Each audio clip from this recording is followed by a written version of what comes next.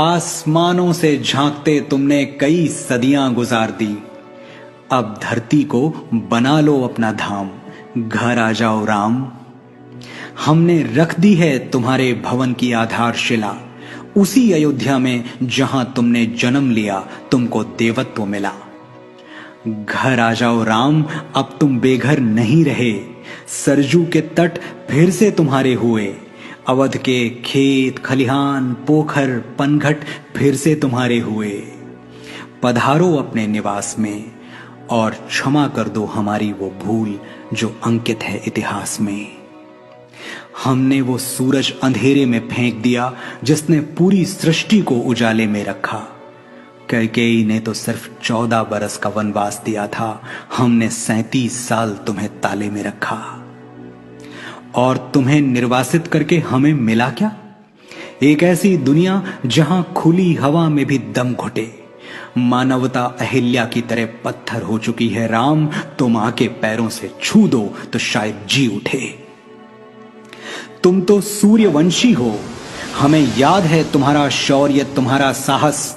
न्याय के हाथ में धनुष था एक और काटने के लिए अन्याय के सर थे 10।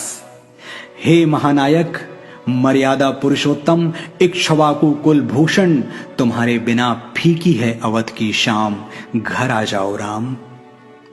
हम वचन देते हैं तन मन और प्राण से कि तुम्हारा घर बनाएंगे बड़े शौक और बड़ी शान से। दीवारें इतनी मजबूत कि भेदभाव का रावण भेद न पाए, दरवाजे इतने ऊंचे कि ऊंच नीच के दानों से लांघा न जाए।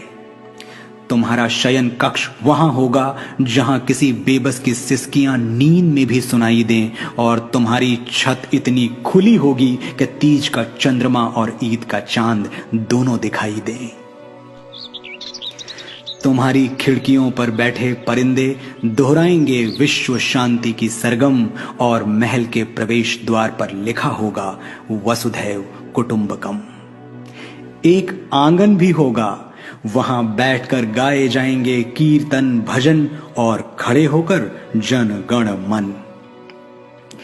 तुम्हारी प्राचीरों पर जलती मशालें मौन घोषणा करेंगी कि अब कहीं किसी कमजोर का छप्पर फूंका ना जाए। सीता की रसोई भरी होगी अनाज और अनुराग से, ताकि राम की चौखट से कोई भूखा ना जाए। हमने रख दिया तुम्हारे भवन की नींव में पहला पत्थर, अब और न सताओ धनुर्धर। अनगिनत केवटों शबरियों सीताओं को प्रतीक्षा है तुम्हारी, घर आ जाओ मेरे राम, मेरे मंगल भवन अमंगल हारी।